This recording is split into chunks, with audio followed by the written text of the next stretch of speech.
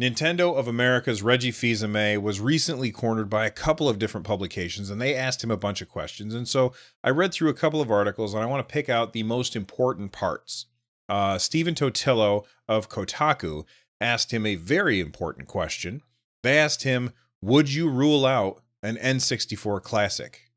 All right, so why did he ask him this question? First off, if you have been hiding under a rock for a while, previously Nintendo has released two classic consoles. They started with the NES Classic or the NES Mini, which is a little tiny Nintendo Entertainment System that has 30 games loaded on it and has HDMI, so you can play it on a modern TV. It was awesome. It was also really hard to get. Then they brought out the Super Nintendo Entertainment Classic, and this thing had 20 games on it, or 21 games on it, I'm sorry. HDMI out, so you could play it on a modern TV.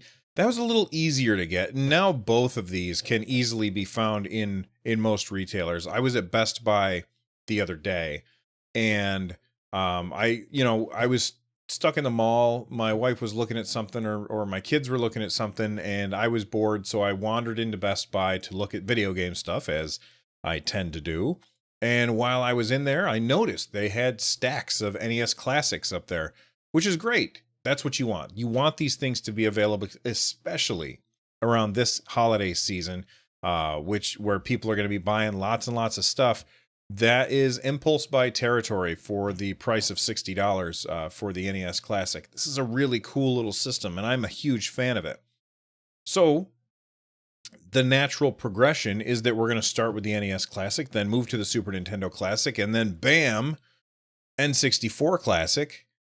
And we've been waiting for quite a long time. And Reggie fils-aime was talking to Stephen Totillo of Kotaku, and he said, we were clear when we did the first two classic series that for us, these were limited time opportunities that were a way for us as a business to bridge from the conclusion of the Wii U as a hardware system to the launch of the Nintendo Switch.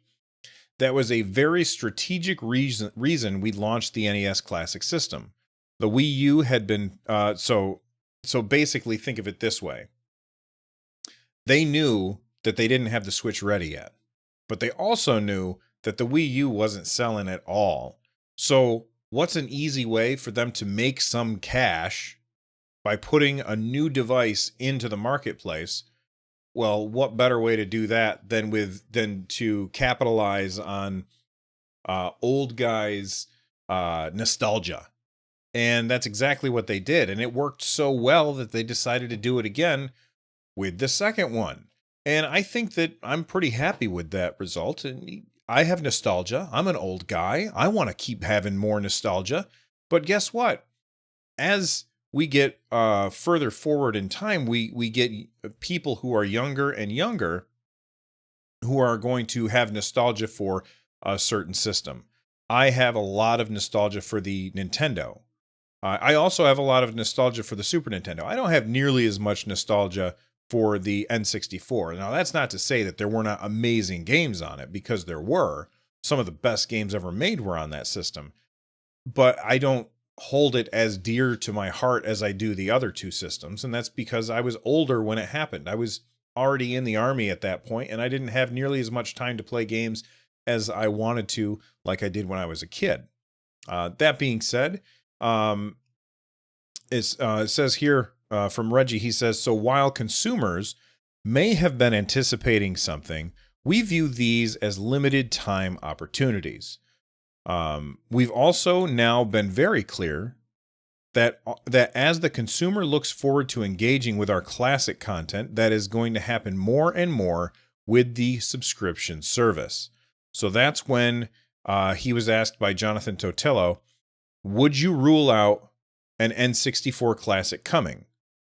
And Reggie fils-aime's answer is, I would not ever rule something out, but what I can tell you is it's currently not in our planning horizon.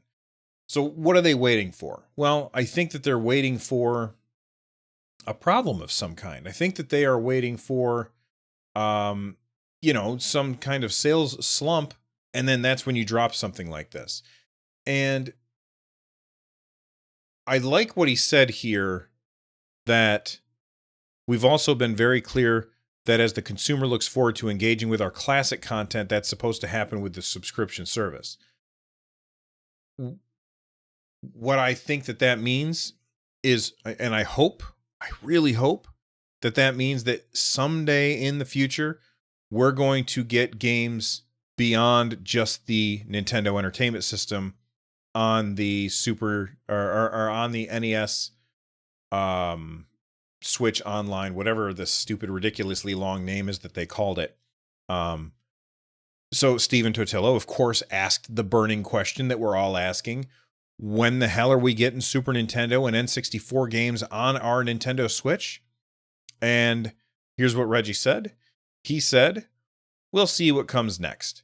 As you've already pointed out, we haven't even made the full library of NES games available yet.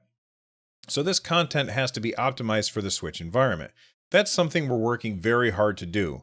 Like you, I look forward to playing Metroid through the Nintendo Switch Online service, which it came out yesterday, I think. And we'll be continued to release content that way." So that is totally a non-answer. But I do think at some point, I'm hopeful. I got fingers crossed. Maybe I'm more hopeful than I should be, but I do think that we are going to be getting NES or Super Nintendo and N64 games on our Switch through our subscription at some point in the future. You take what Reggie said and you kind of mash it together with what Mr. Furukawa said. I think it was last week, where he said we have to entice people to the subscription service.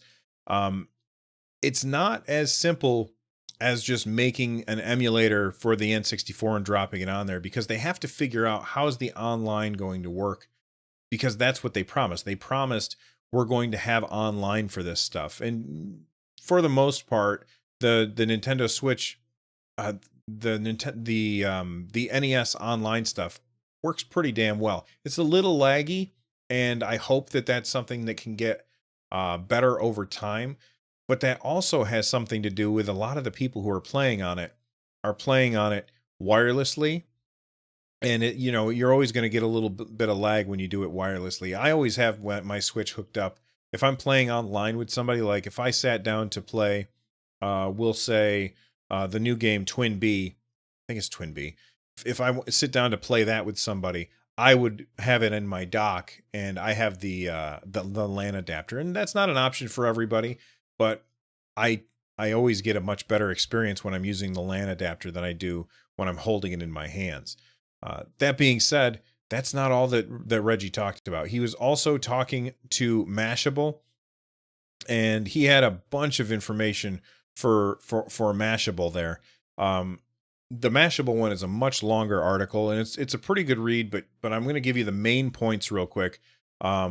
He was asked about Metroid Prime 4. He didn't give any details about when it's coming out, but he did say it is well into development. Now, for me, I'm going to guess, and that's all it is a guess, because I don't have any insider information, but I'm going to make a guess that we're probably going to be seeing Metroid fall 2019 or winter 2019, at the very tail end of the year, 2019, probably after Thanksgiving.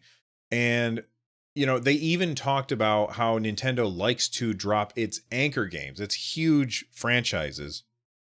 It likes to drop those right in the peak buying season, which is very, very important, because that's when they get their most sales. The reason why they dropped Breath of the Wild in March was because that's when the system came out. If they probably had it up to them, it was up to them, but if the system was already out and they were making Breath of the Wild, I guarantee that they would have held onto that for a Christmas time style release, because that's when they make the most money. In fact, they said that they make 60% of their revenue at the end of the year. 60%, that's a big number. And that's kind of why Nintendo Reggie said that they are sticking with the 20 million Switches sold number, whatever the plural of Switch is. They're expecting to sell 20 million consoles still. even though they sold, and I'm doing this from memory because it was a few episodes back that we talked about this, but uh, this year was not the best year for Switch compared to last year. How do you match last year, though? You know, it's really tough to match what they did in 2016 the next year. That's a really hard act to follow. But I think that they sold, I think, was it 12 million? No, it was less than that. I think it was like 9 million this year or something really low, and they still have a lot of Switches to sell if they're going to hit that $20 million mark. That being said, the first year you couldn't find them on the shelves. Like, they were really hard to find. Classic Nintendo problem where they just can't make enough of the device to keep it on the shelf. And these days, no matter what store you go into, you're going to find them. They've got a really good sale coming up, which I talked about last episode with Super Mario Kart, just Mario Kart 8 Deluxe. I don't know why I threw a super in the front of that. Mario Kart 8 Deluxe bundle in with the Switch for $299.99. And then they also have Smash Brothers, which is one of their best-selling franchises ever.